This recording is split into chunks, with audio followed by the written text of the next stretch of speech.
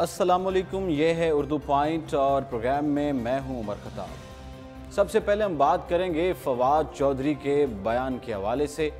फवाद चौधरी का बयान सामने आया है। नवाज शरीफ के वकला की अदालत से नोटिस जारी करने की इस्तदा की गई है। इस्लामाबाद की एहतसाब अदालत में साबिक वज़ीर आज़म नवाज शरीफ के वकला ने विफाकी वज़ीर इत्तलात फवाद चौधरी के बयान का मामला अदालत के सामने रख दिया है, जिस पर अदालत ने वकला को तहरीरी दरख्वास्त दायर करने की हिदायत कर दी।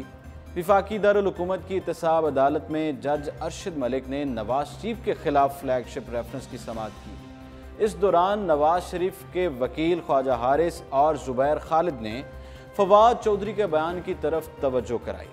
जुबैर खालिद ने अदालत में कहा कि एक वजीर बैठे हैं जो आपसे मुतालिक और नवाज शरीफ की गिरफ्तारी से मुतालिक बयान दे रहे हैं। यह आपकी हदूद में आता है, आपको इस पे एक्शन लेना चाहिए। उन्होंने कहा कि एक वजीर को कैसे इल्हाम हो गया कि नवाज शरीफ 100% जेल जाएंगे।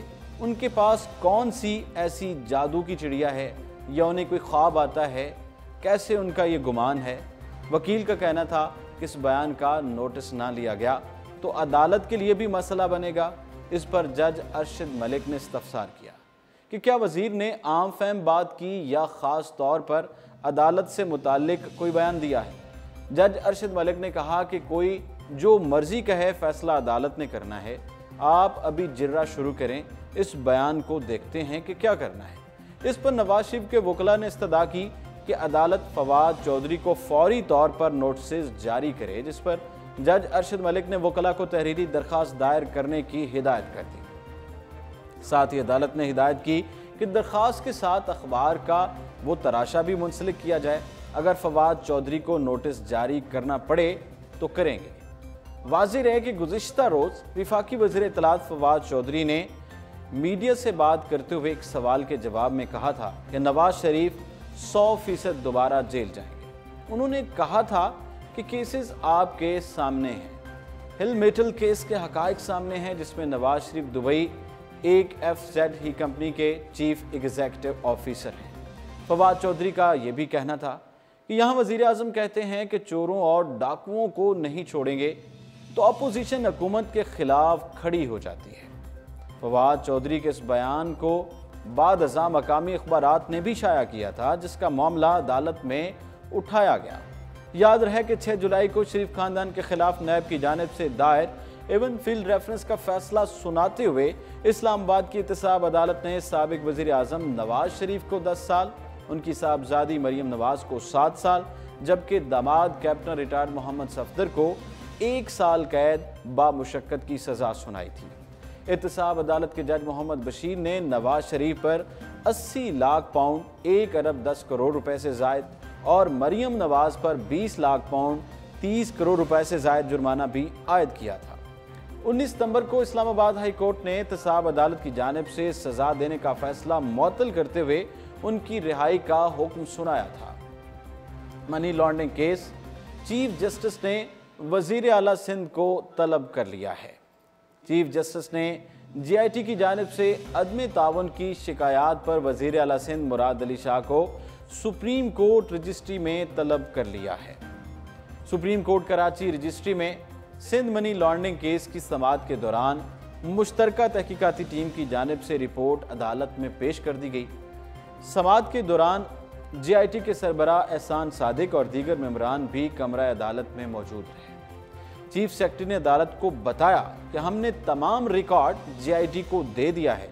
इस पर चीफ जस्टिस पाकिस्तान ने GIT सरबराह से पूछा कि तमाम दस्तावेजात मिल गई हैं। GIT सरबराह एहसान सादिक ने अदालत को बताया कि तमाम दस्तावेजात मिल चुकी हैं, ताहम स्क्रूटनी करना अभी बाकी है।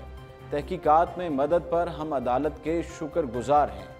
समाअत के दौरान GIT अरकान ने महकमों की जानिब से अदम ताउन और रिकॉर्ड वक्त पर ना देने से मुतालिक साबिक ऑर्डर पढ़कर सुनाया। चीफ जस्टिस ने रिमार्क्स दिए कि ओमनी ग्रुप पर अरबों के वाजबात हैं। ये इतनी बड़ी रकम बैंक खा गया या ओमनी ग्रुप? सिंध बैंक इसीलिए तो इंतजाम करने जा रहा था, इस बात का पता ही न चले।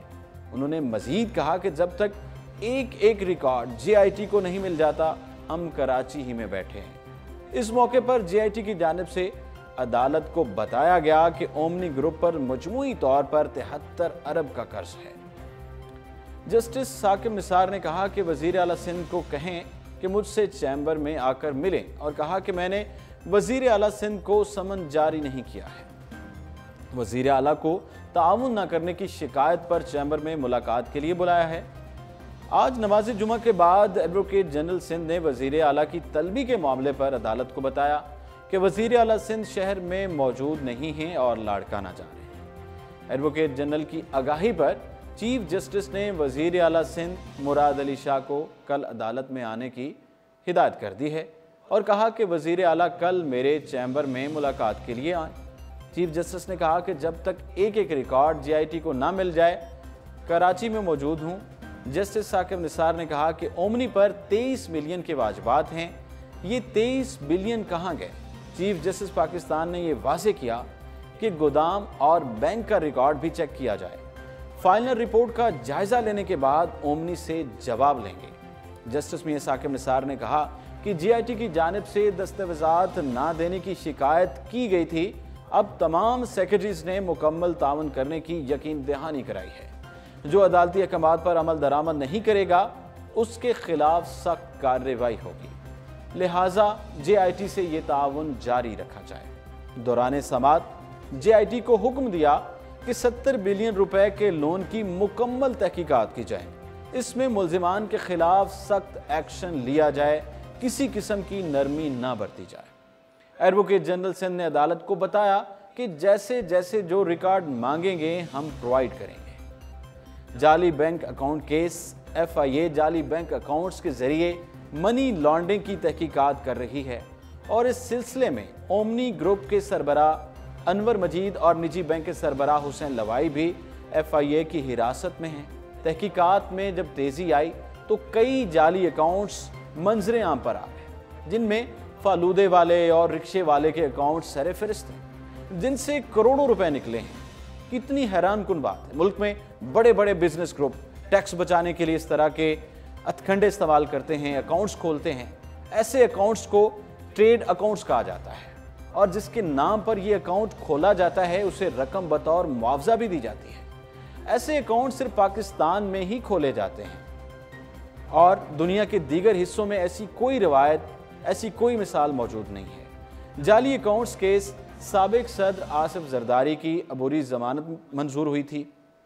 ओमनी ग्रुप के सरबरा और आसिफ जरदारी के करीबी साथी अनवर मजीद और उनके साहबजादे अब्दुल गनी मजीद को सुप्रीम कोर्ट से मनी लॉन्ड्रिंग केस में गिरफ्तार किया गया था, जबकि जरदारी के एक और करीबी साथी निजी बैंक के सरबरा हुसैन लवाई भी मनी लॉन्ड्रिंग केस में गिरफ्तार है। जबकि तश्कील दी गई जेआईटी में साबिक सदर आसिफ जरदारी और फरियाल तालपुर पेश हो चुके हैं। डायरेक्टर FIA सिंध के हुक्म पर इंक्वायरी हुई और मार्च 2015 में 4 बैंक अकाउंट्स का मशकूक तरसीलात में मुलव्वस होने का इंकशाफ भी हुआ था।